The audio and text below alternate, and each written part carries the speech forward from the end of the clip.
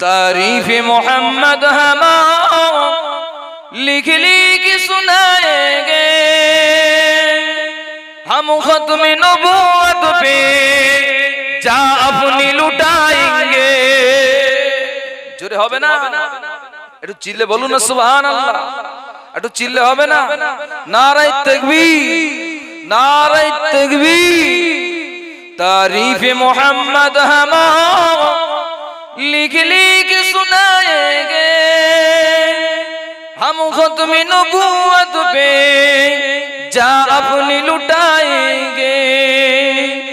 जो खुला भी नहीं आता, बिकना भी नहीं आता, हम जान लुटाएंगे, डरना भी नहीं आता।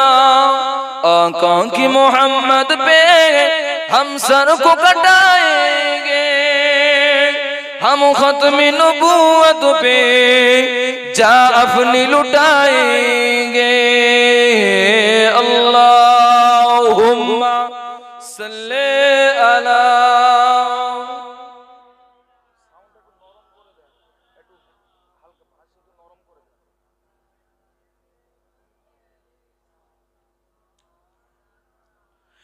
कलमा ज़िक्र ला इलाहा इल्लल्लाह, ला इलाहा। खूब मोहब्बतेर साथे जिक्र करें ला इलाहा इल्लल्लाह, ला इलाहा, ला इलाहा इल्लल्लाह, ला इलाहा, ला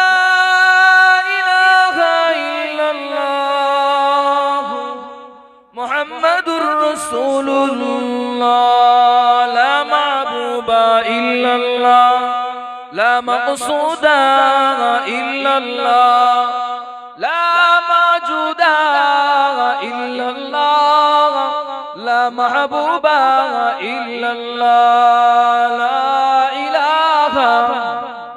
जोरे जोरे ला इलाहा, ला इलाहा इल्लल्लाह, ला इलाहा, ला इलाहा इल्लल्लाह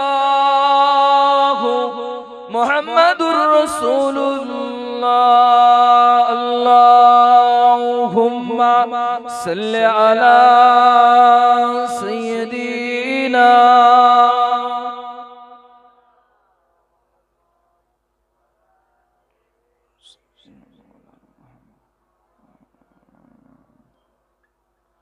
সমস্ত প্রশংসা গুণগান সেই মহান রব্বুল আলামিনের দরবারে জ্ঞাপন করি, যে মহান রব্বুল আলামিন আল্লাহ তাবারক তাআলা আমাদিগকে এত সুন্দর একটি জান্নাতের বাগানে বসবার তৌফিক দিয়েছে। এই জন্য সর্বপ্রথমে সেই মহান রব্বুল আলামিনের দরবারে ভক্তি ভরে শুকরিয়া আদায় করি, বলুন আলহামদুলিল্লাহ। পরিবারে বিশ্ব নবী রহমতুল্লিল আলামিনের রওজায় লক্ষ কোটি দরুদের নাজরানা পেশ হোক। সকলে মহব্বত করে বলুন সাল্লাল্লাহু আলাইহি ওয়াসাল্লাম। আজকে আমরা এমন একটি বাগানে বসেছি, এই বাগানটায় বসার জন্য কাল কিয়ামতের মাঠে এই যে আমরা যে বসে আছি না, আমাদের মানে সবাইকে ক্যামেরা করে নিচ্ছে। আল্লাহর তরফ থেকে একটা ক্যামেরা লাগানো আছে। আল্লাহর মনোনীত ফারিস্তাদের দ্বারাই আল্লাহটি ক্যামেরা করে নিচ্ছে। কে কোথায় আছে, কে জান্নাতের বাগানে আছে, কে জাহান্নামের বাগানে আছে, আল্লাহ সব ক্যামেরা করে নিচ্ছে। আল্লাহ পাক এই জান্নাতে বাগানে বসবার ওসিলা দিয়ে আল্লাহ কাল কঠিন কিয়ামতের দিনে আল্লাহ চাইলে হয়তো আমাদের সকলকে জান্নাতে দিতে পারে। একবার জোরে হবে না সুবহানাল্লাহ। এই মজলিসে বসলে, আজকের যে মজলিস হচ্ছে এখানে, আগামী একটা বছর পর্যন্ত এই মজলিসে এই মানে এই যে জায়গাটা, এই জায়গাটা দোয়া করবে আল্লাহর কাছে, এই গ্রামবাসীর জন্য আল্লাহ পাকের ফারিস্তারা দোয়া করবে। কতদিন জারি থাকবে?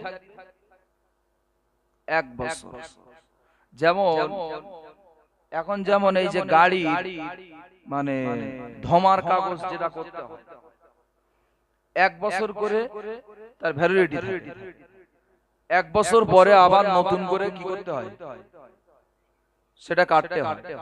ঠিক তেমনি এই মানে দুয়ার মজলিসটা, এই যে জলসাটা হচ্ছে এখানে 1টা বছর এই গ্রামবাসীর জন্য এখানকার এই মাটিগুলো সব দোয়া করবে, আল্লাহর মালাইকা ফারিস্তারা দোয়া করবে 1টা বছর।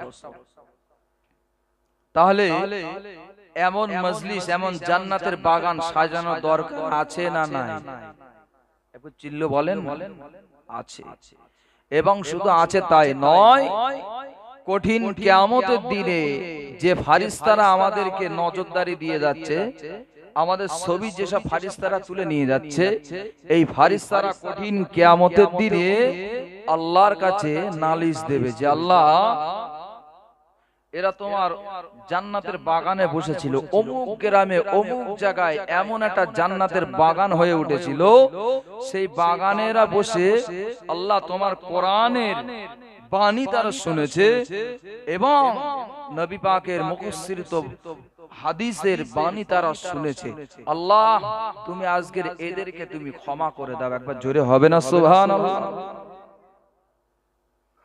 তাহলে যারা এখানে বসবে না, যারা রাস্তায় ঘুরে বাড়ি চলে যাবে, যারা মোটামুটি আন্ডারগ্রাউন্ড লোড করে নিয়ে ডান হাত দিয়ে মোটামুটি বাড়ি চলে যাবে কুটুম্বিতে সেরে জলসায় আসার নাম করে, এরা কি এই ফ্যাসিলিটি পাবে বলে কি মনে হয়? এই ফ্যাসিলিটি কিন্তু পাবে না তারা। কেননা তারা জান্নাতের বাগানে আসেনি। এই বাগানে বসবার জন্য খাঁটি দিলে একটা নিয়ত করা দরকার আছে না নাই? খাঁটি দিলে নিয়ত করতে হয়। এই নিয়ত দিয়ে কঠিন কিয়ামতের দিনে বিচার হবে কিসের উপর? ইন্নামাল আমালু বিন্নিয়াহ। বুখারী শরীফের পুরো প্রথমে আছে এই হাদিসটা, নবী পাকের মুখস্থিত বাণী, যে প্রত্যেকটা বান্দা বান্দির মুখে মানে তার অন্তরে যে নিয়ত, খাঁটি নিয়ত, তার ভিতরে কোনো ভেজাল নাই, এমন নিয়ত দিয়ে আল্লাহ পাক তাকে হিসাব নিকাশ করবে। তাহলে আমাদের খাঁটি দিলে যদি নিয়ত যদি করা হয়, তাহলে আল্লাহ পাক সে নিয়তকে আল্লাহ পূরণ করে দেন। সকলে বলুন। আর যদি ইয়ার কি ফাজলামোর ভিতর দিয়ে, হাসি তামাশা খেল তামাশার ভিতর দিয়ে যদি আমি নিয়ত করি, তাহলে সে নিয়তে কি বরকত হবে না গজব হবে? আল্লাহ যখন বুনির বাড়ি যখন দাওয়াত দিচ্ছে বোনার কাছে, দুলা ভাই আমাদের গ্রামে জলসা দিচ্ছি, এত তারিখে যেতে হবে, দাওয়াত দিচ্ছি, একদিন আগে চলে যাবে। দুলা ভাই তখন থেকে শুধু ফাঁদ আটছে যে আমি কিভাবে খাবো আর কোন ক্যাটাগরিতে আমি যাব। বুঝতে পারে? ও শুধু ব্রেনে শুধু খেলাচ্ছে কোন স্টাইলই খাবো আমি, কিভাবে খাবো আর কতটা খাবো, ও খাওয়া নিয়ে ও চিন্তায়, ও জলসার আসে। ও যেখান থেকে এসে খাওয়া দাওয়া করেছে, দুটান সিগারেট মেরেছে, একটু বিড়ি টেনেছে, চলে গেছে। দেখলে কষ্ট লাগে যে মানে কি বলবো আর, যে এখন জলসায় ঢোকার মতো নেই। মানে আমার কিছু কিছু বাপ এত নির্লজ্জ বাপ, মানে তাদের মানে ভাবতে অবাক লাগে যে সাবালিকা মেয়েগুলোকে রাস্তায় তুলে দিয়েছে। তওবা তওবা, সাবালিকা মেয়েগুলোকে রাস্তায় তুলে দিয়েছে, কোনো পর্দা নেই। ইয়ং ছেলেদের নিয়ে আমি কিছুদিন আগে একটা মাহফিলে গিয়েছিলাম, তা জামে আমার গাড়িটা আটকে গিয়েছে। আমার মানে জানলা খোলা আছে, কাঁচ নামানো আছে, তার পাশে দেখতে পাচ্ছি ছোট ছোট, খুব বেশি বয়স হলে তাদের, ছেলেটার বয়স হবে 13 থেকে 14 বছর, মেয়েটার বয়সও ঠিক তেমনই সমবয়স্ক। তা বলছে তোমার নাম্বারটা দাও। এ বলছে আমি তো ফোন নিয়ে আসিনি আর আমার নাম্বার মুখস্থও নেই। তা বলছে তাহলে এক কাজ করো, তোমার নাম্বারটা দাও। তা হাত দিয়েছে, হাতে লিখে দিচ্ছে নাম্বার। বলেন এই যে ছেলে আর মেয়ে, এর বাপ জাহান্নামী না জান্নাতি? কেন বলেন? বাপের হুঁশ হওয়ার দরকার ছিল কবে? যে আমার মেয়েটা সাবালিকা হয়েছে, ওকে আমাকে আদবের ভিতরে রাখতে হবে, পর্দা করে সেইভাবে রাখতে হবে। এই জলসায় তো ঘোরার জায়গা, এখানে এখানে কি মার্কেটিং করার জায়গা? কি আশ্চর্য! আজ কিছু কিছু মানে আমাদের মানে কিছু কিছু মানুষ এমন একটা মানে তৈরি করে ফেলেছে, নিজে নিজেই সে শরিয়াত বানিয়ে ফেলেছে। ও মনে করে যে আমি একদম দেশি মুফতি, আমি দেশি মুফতি, আমার মতন দেশি মুফতি আর গ্রামে নেই। এমন বিভিন্ন জায়গা থেকে আমাদের কাছে ফোন আসে, হুজুর এই বিষয়টা একটু জানার ছিল, এই বিষয়টা এমন অমুক জনা বলছে। কি আশ্চর্য! মানে শরিয়াতে নিজেই তৈরি করছে, নিজেই ধ্বংস করছে, যেন ওর বাপের ডায়েরি যখন ইচ্ছা তখন লিখবে, যখন ইচ্ছা তখনই মুছে দেবে। ভাবতে অবাক লাগে। আল্লাহ পাক কোরআনের ভিতরে বললেন, ইয়া আইয়ুহাল্লাযীনা আমানু দুখুলু ফিস সিলমি কাফা ওয়ালা তাত্তাবিউ খুতুওয়াতিশ শাইতান। আল্লাহ বললেন যে হে আমার ঈমানদার বান্দা বান্দীগণেরা, আল্লাহর ডাকটা শোনেন। আল্লাহ তো ডাকতে পারতেন, হে মুসলমান। আল্লাহ ডেকেছে। আল্লাহ কি বলে ডেকেছে কোরআনের ভিতরে? ইয়া আইয়ুহাল্লাযীনা আমানু, হে আমার ঈমানদার বান্দা বান্দীগণেরা, উদখুলু ফিস সিলমি কাফা, তোমরা পরিপূর্ণতাভাবে ইসলামের ভিতরে দাখিল হও। হাফ ইসলামের বাইরে আর হাফ ইসলামের ভিতরে এমন তুমি করো না, তাহলে তুমি ঈমানদার নও। তা যদি ঈমানদার যদি চাচা যদি না হয়, ওই অবস্থায় যদি মৃত্যু বরণ করে, অবস্থাটা কেমন হবে বলে মনে হয়? কবরে সর্বপ্রথম কি রেডি হয় বলেন? একটু কথা বলেন, সুবিধা হবে বুঝতে। কবরে সর্বপ্রথম কি যায় লাশের আগে? বাঁশ, একদম সোজা সাপটা। লাশের আগে কবরে কি যাচ্ছে? কাঁচা বাঁশ। একটা শুকনো বাঁশ কেউ লাগায়? কেউ শুকনো বাঁশ দেয়? কেউ দেয় না, পুরো কাঁচা বাঁশ। সাবধান, যা কিছু করতে হবে এখান থেকে। যতদিন কারুর জন্য 25, কারুর জন্য 30, 40, 35, 50, 60, যার যতটুকু, কেউ বলতে পারবে না আমার কতটা আয়ু আছে। হয়তো আমি স্টেজ থেকে নামতেও পারবো না, আল্লাহ হয়তো সময় দেবেও না।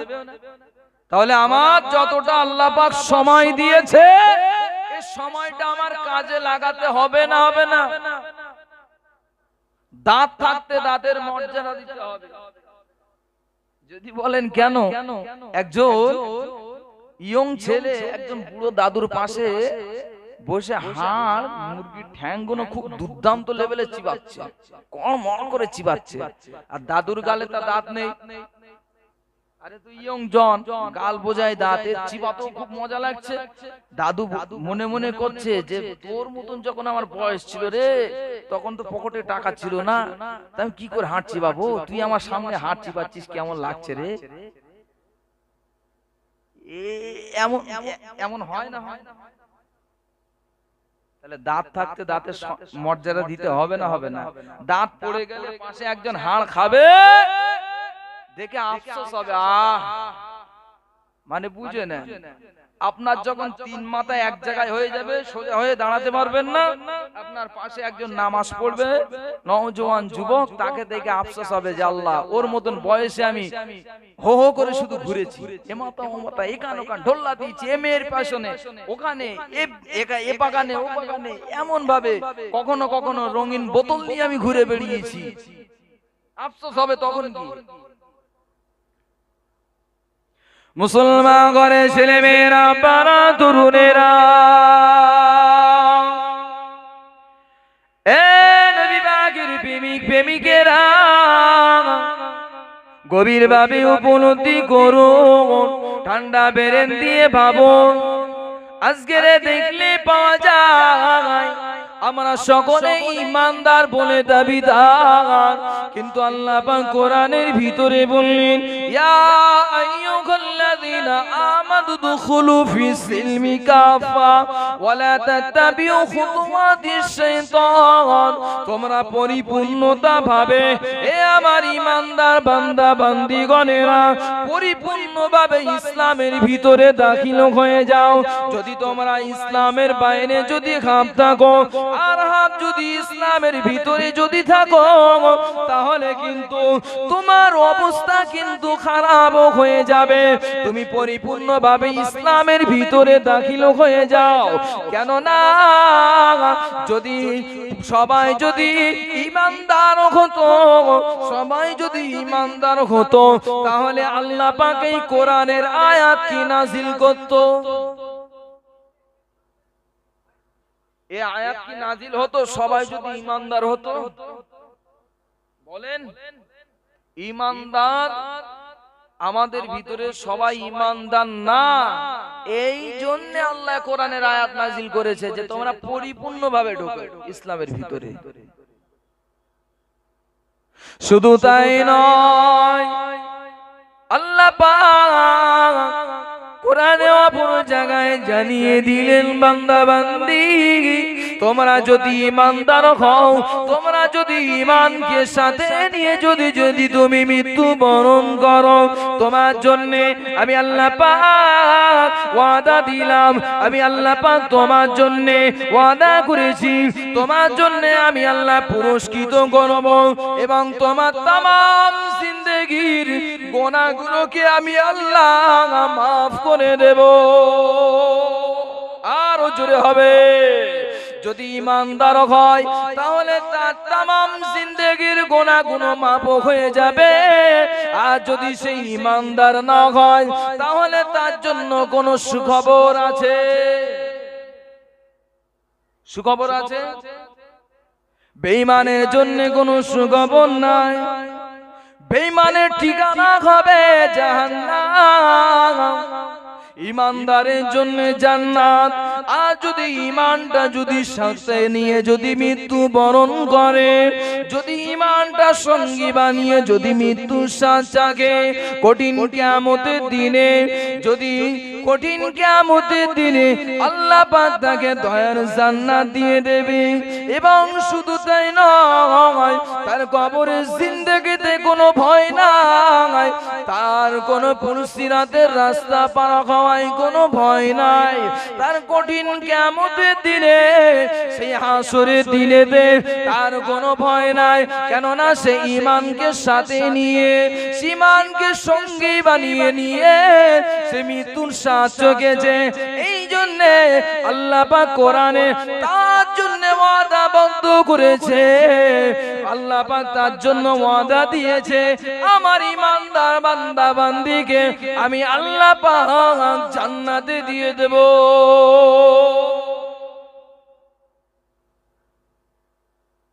ঈমান যদি সাথে নিয়ে যদি মৃত্যুর স্বাদটা যদি চাকা যায়, তাহলে আল্লাহ পুরস্কৃত করবে। এবং আল্লাহ পাক ওয়াদা দিয়েছে ঈমানদারের জন্য। ঈমানদার হতে গেলে কি কি লাগে? ঈমানদার হতে গেলে কি কি লাগে? ঈমানদার হতে গেলে আমাদের সর্বপ্রথমে আমাদের তো নামাজ পড়তে হবে। নামাজ বিহীন সে কি ঈমানদার বলে মনে হয়? মনে হয় না। নামাজ বিহীন সে ব্যক্তি ঈমানদার হতে পারবে বলে মনে হয়? কোনোদিন পারবে না। নামাজ তো জান্নাতের চাবি। as-salatu মিফতাহুল জান্নাহ। জান্নাতের ভিতরে যদি ঢুকতে হয় তাকে নামাজ পড়তে হবে। যেমন আমরা ঘরের তালা খুলতে গেলে যেমন একটা চাবির প্রয়োজন হয়, জান্নাতে ঢুকতে গেলে তাহলে নামাজও পড়তে হয়। নামাজ বিহীন তাকে ঈমানদার বলে ডাকা যাবে? বলা যাবে যে অমুক ব্যক্তি ঈমানদার? সারা বছরে জুমার নামাজ পড়ে কিনা খুব সন্দেহ, ঈদের নামাজে গিয়ে তাও সন্দেহ। ঈদের নামাজে তাকিয়ে আছে কখন ইমাম সাহেব দোয়া বলবে, কখন নিয়তটা বলে দেবে। তাকিয়ে আছে কখন নিয়ত বলে দেবে। তো যদি ইমাম সাহেব ধরেন নিয়তটা বলে দেছে, তো ও ব্যক্তি সানাটা কি করে পড়বে?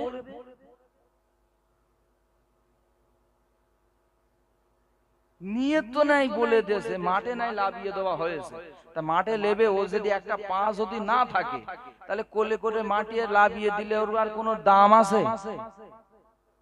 খেলতে পারবে? ভালো খেলতে পারবে। তাহলে বলেন, আজকের ভাবতে অবাক লাগে। আমরা বিভিন্ন জায়গায় যাওয়া পড়ে, আল্লাহ পাক নিয়ে যায়, মসজিদে নামাজ পড়তে ঢুকলে অবাক হয়ে যায়। মসজিদে 7টা 8টা 9টা করে কাতা, ফাঁকা ফাঁকা, মুসল্লি নাই। গ্রামের মানুষ সব কোথায়? একটা প্রশ্নের উত্তর আপনারা দেবেন, নামাজ পড়ে না কারা? এই উত্তরটা একটু দেবেন। নামাজ পড়ে না কারা? কাদের জন্য নামাজ আল্লাহ পাক ছাড় দিয়েছে? কাদের জন্য নামাজ পড়ে না কারা? মুসলমান ঘরে ছেলে মেয়েরা, পাড়া তরুণেরা, এ নবী পাকের প্রেমিক প্রেমিকেরা, গভীর ভাবে উপলব্ধি করুন, ঠান্ডা বেরেন দিয়ে ভাবুন। আজকে বড়ই ভাবতে অবাক লাগে, আজকে ভাবতে অবাক লাগে। মসজিদের দিকে তাকালে পাওয়া যায় মসজিদের কাতার গুলো ফাঁকা হয়ে গেছে, মসজিদের মুসল্লি নাই। আবার তারাই আবার দাবিদার আমরা এত বড়, আমরা নবীর উম্মাহ, আমাদের চাইতে বড় উম্মাত আর কেউ নাই। যদি জিজ্ঞাসা করি, চাচা তুমি সারা দিনে তুমি নবীর প্রতি কতবার দরুদ পড়ো? বলে এখনো সে দরুদ শরীফ মুখস্থ হয়নি। দরুদ শরীফ যদি মুখস্থ না হয়, ওই ব্যক্তিটা কি করে সে নামাজ পড়ে একবার ভাবুন। দরুদ ইব্রাহিম যদি তার মুখস্থ না থাকে, তাহলে সে কি করে নামাজ পড়ে? আজকের তো আমরা নবীর একটা একটা সুন্নাত আমরা ধ্বংস করতে লেগেছি, ঠিক কি না ভুল? বলেন একটু কথা বলেন। আজকে আমরা অধিকাংশ মুসলমান, অধিকাংশ মানুষ আমরা মসজিদে প্রবেশ করি, কিন্তু বলেন তো বাপ, কজনা মসজিদে ঢোকার দুয়াটা কজনা পড়ে? 99 নাকি 99 দুয়া কজন পড়ে? 99। তবু সন্দেহ লেগে যায়। শুধু তাই নয়, খাবার বেলায় তো আমরা পুরো ফাঁস কাতারে আছি, কিন্তু ভাত যখন আমি খাই, তখন ভাত খাওয়ার একটা দুয়া আছে না নাই? সে দুয়াটা কোথায়? জিজ্ঞাসা করলে বলে বিসমিল্লাহ বলে খেলেছি। আরে ভাই, ঠিক আছে, তুমি বিসমিল্লাহ বলে কতদিন চালাবে? তোমার আমি বাবু বলে যদি ডাকি, একজনকে যদি বাবু বলে ডাকি, তার নাম আর আমি ডাকলাম না, তার নাম আছে শামসুদ্দিন।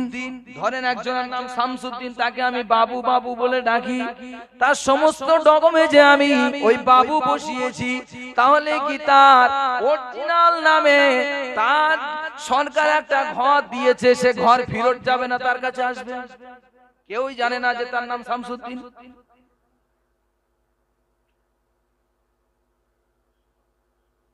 ঘর ঘর আউট হয়ে যাবে, কারণ তার তো চেনেই না, কারণ তার তো ডাক নাম হয়ে গেছে বাবু। তাহলে আপনার যেটা সঠিক দরকার আছে, যে জিনিসটা যেখানে লাগানো প্রয়োজন আছে সে জায়গায় লাগাতে হবে। মুসলমান ঘরে ছেলে মেয়েরা, পাড়া তরুণেরা, এ নবী পাকের প্রেমিক প্রেমিকেরা গভীর ভাবে উপলব্ধি করুন, ঠান্ডা বেরেন দিয়ে ভাবো। আজকে দেখলেই পাওয়া যায়, আমরা যখন বাথরুম থেকে বার হয় তখন একটা দোয়া আছে, সে দোয়াটা আমরা পড়ি না। বাথরুমে ঢোকার জন্য একটা দোয়া আছে, সে দোয়াটাও আমরা পড়ি না। মসজিদ থেকে বার হওয়ার জন্য একটা দোয়া আছে, সে দোয়াটাও পড়ি না।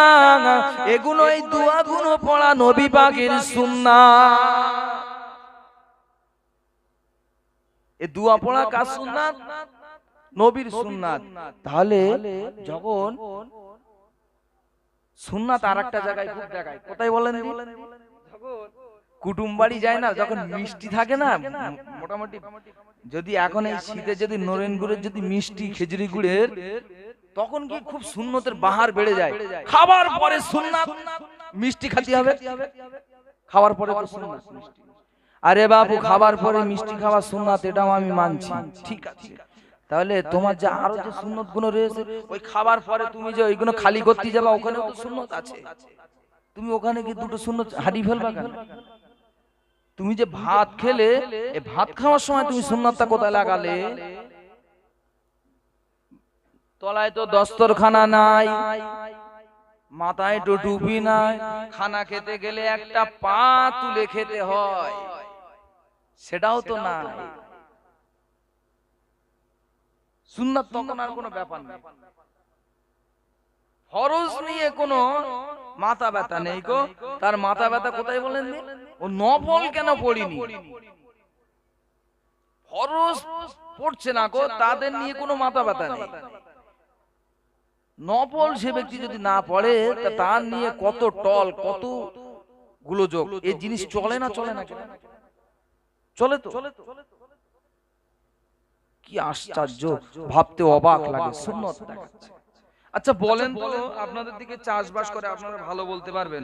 ধরেন যে আপনি 10 কাঠা জমিতে পাট বুনেছেন, তা 10 কাঠা জমিতে আপনি যখন পাট বুনেছেন, তা পাটে চারা উঠেছে, এখানে একটা, ওই মিডিলে একটা, মাথায় একটা, এমন ভাবে 10 কাঠা জমিতে হয়তো 8-10 খানা পাটের চারা উঠেছে, বাকিগুলো আর উঠিনি। তাই ওই 10 কাঠা জমিতে যদি পুরোটা যদি পাট হতো, তাতে যে আপনি যে পরিশ্রম, যে মেহনত করতেন, এই 8টা-10টা চারার প্রতি কি সেই মেহনত পরিশ্রম কি করবেন?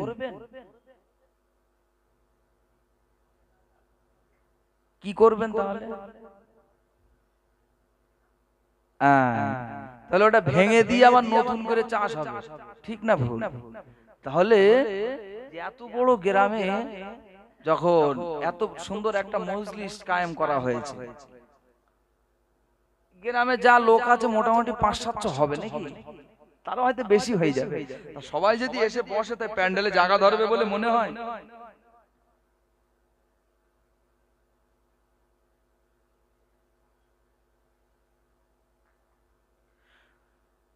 জায়গা ধরবে না। তাহলে আজকের ভাবতে অবাক লাগে, যেখানে আল্লাহ পাকের ইবাদত বন্দিগি যেখানে না হয়, সেই জায়গাগুলো থেকে আল্লাহর রহমত উঠে যায়। কি হয়? আল্লাহর রহমত থাকে না। টাকা থাকতে পারে কিন্তু শান্তি, আগে মানুষের টাকা কম ছিল, শান্তি ভালো ছিল।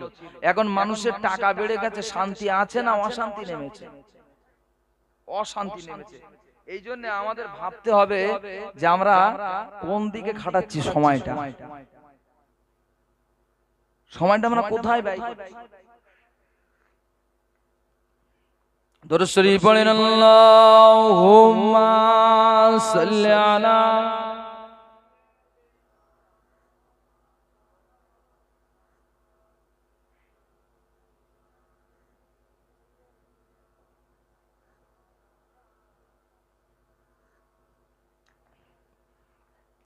ভালোবাসার জায়গা মদিনা, ভালো লাগা জায়গা মদিনা, ভালোবাসার জায়গা মদিনা, ভালো লাগা জায়গা মদিনা।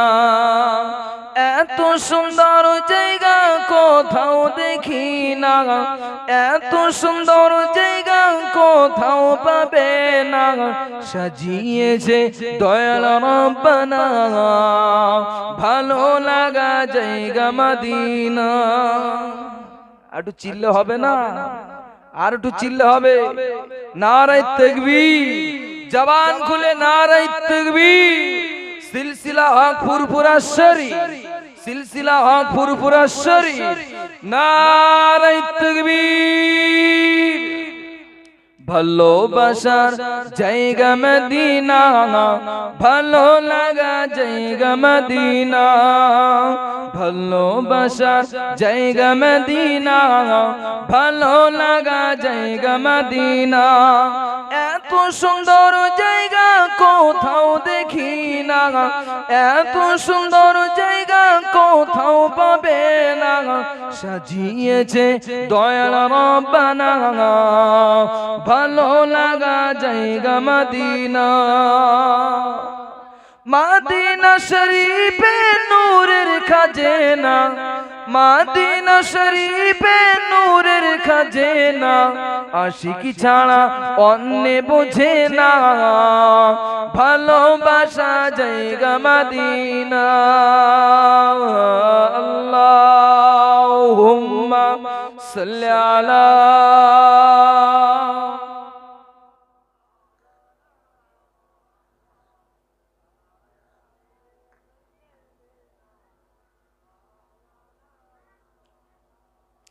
মুসলমান ঘরে ছেলে মেয়েরা, পাড়া তরুণেরা, এ নবী পাখির প্রেমিক প্রেমিকেরা, গভীর ভাবে উপলব্ধি করুন, ঠান্ডা বেড়ে দিয়ে ভাবো।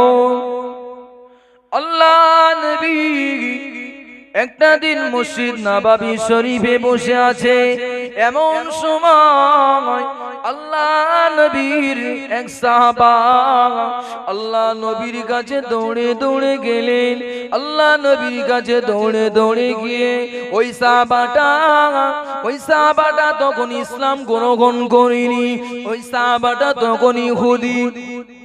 আল্লাহ নবীর কাছে গিয়ে বললেন, ইয়া রাসূলুল্লাহ, ইয়া হাবিবাল্লাহ, হুজুর আমাকে ইমানে কালমা পড়িয়ে দাও, আমাকে ইমানে কালমা পড়িয়ে আমাকে মুসলমান বানিয়ে দাও। ইয়া রাসূলুল্লাহ, আমি মুসলমান হতে চাই। ওই সময় আল্লাহ পাকের নবী, আমাদের নেতা, আমাদের রাহাবা নবী মুহাম্মদুর রাসূলুল্লাহ সাল্লাল্লাহু আলাইহি ওয়াসাল্লাম ওই সাহাবাটার ইমানি কালমা পড়ে মুসলমান করিয়ে দেয়। ওই সময় গিয়ে আল্লাহ নবী ওই সাহাবাকে নির্দেশ দিয়ে দেয়, ও সাহাবা, তুমি যেটাকে হারাম বলা হয়েছে ওই হারামটাকে তুমি বর্জন করবে, আর যে জিনিসটাকে হারাম বলা হয়েছে ওই হারামটাকে থেকে তুমি দূরে থাকবে। যে জিনিসটাকে হালাল বলা হয়েছে ওই হালালটাকে তুমি ভক্ষণ করবে, ওই হালালটাকে তুমি দিলে প্রাণ দিয়ে মেনে নেবে, আর তুমি দ্বীন ইসলামের ওপরে তুমি টিকে থাকবে। বেশ কিছুক্ষণ পরে, ও তো আগে তো মুসলমান ছিল না, কলেমা পড়ে মুসলমান হয়েছে। রাসূলুল্লাহ আদেশ দিলেন, বাড়ি গেলেন, গিয়ে মনে মনে করছে, আমি তো সেই উটের গোশত আমি তো খাই না, উটের গোশত আমি খাই না। তার রাসূলুল্লাহর কাছে যায়, গিয়ে কোনো একটা ফায়সালা করে নিয়ে আসি। ওই সময় গিয়ে রাসূলুল্লাহর কাছে গেলেন, ফায়সালা করতে গিয়ে বললেন, ইয়া রাসূলুল্লাহ, ইয়া হাবিবাল্লাহ, আমি উটের গোশত আমি খাই না, আমার উটের গোশতটা আমার জন্য একটু বাদ দেওয়ার কোনো ব্যবস্থা করে দেন। বাদ দেব কিভাবে, সে ব্যবস্থাটা করে দেন। আল্লাহ নবী চুপচাপ বসে আছে। আল্লাহর হুকুম যতক্ষণ না হয় আল্লাহ নবী ততক্ষণ কোনো কথা বলে না, চুপচাপ বসে আছে। আল্লাহ পাক রব্বুল আলামিন সঙ্গে সঙ্গে ফারিস্তা জিবরাইল আমিন আলাইহিমুস সালামকে পাঠিয়ে দিলেন। তখন কোরআনের আয়াত নাজিল করে দিলেন, যে কোরআনের আয়াত আমি প্রথমেই পড়লাম, ইয়া আইয়ুহাল্লাযিনা আমানু দুখুলু ফিস সিলমি কাফা। সঙ্গে সঙ্গে আল্লাহ নবীর কাছে যখন জিবরাইল আমিন আলাইহিমুস সালাম এসে বললেন, জিবরাইল আমিন আলাইহিমুস সালাম বলছে, ইয়া রাসূলুল্লাহ, ইয়া হাবিবাল্লাহ, এখন ঈমানদার হতে পারিনি, কেননা এখনো পর্যন্ত যেটা জায়েজ সেটাকে সে মেনে নিতে পারেনি।